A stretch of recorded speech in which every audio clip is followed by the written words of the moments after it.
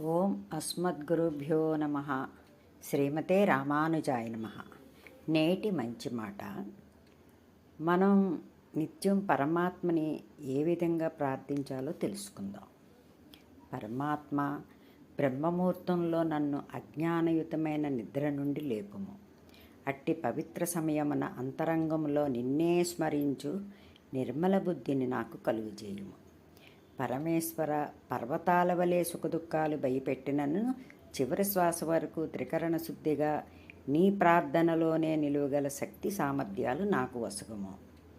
సర్వేశ్వర, ప్రతినిత్యము భక్త సాంగిత్యంలో పాల్గొన భాగ్యాన్ని ఇవ్వు. నాకు భక్తి జ్ఞాన వైరాగ్యాలను ప్రసాదించు. సర్వజ్ఞ, ఇంద్రియ భోగాలపైన, బలీయమైన వాంఛలపైన పరిపూర్ణ విరక్తిని నాకు కలిగించు. ఈశ్వర, తెలిసి కానీ తెలియక కానీ నా వలన ఏ ప్రాణికి హాని జరగని విధంగా నడుచుకునేటట్లు నన్ను అనుగ్రహించు.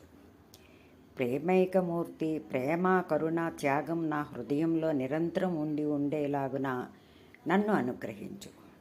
హే దీనబంధు, దేహాభిమానాన్ని, స్వార్థాన్ని నా నుండి తొలగించు.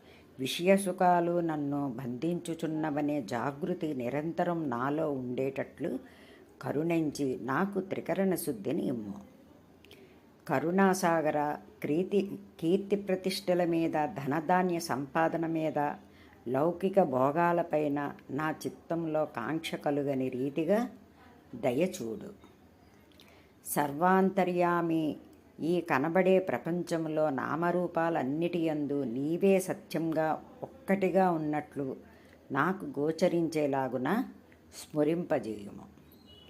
అచ్యుత, భూషణ దూషణ తిరస్కారాల వలన నా మనస్సు చలించకుండునట్లు నన్ను అనుగ్రహించు.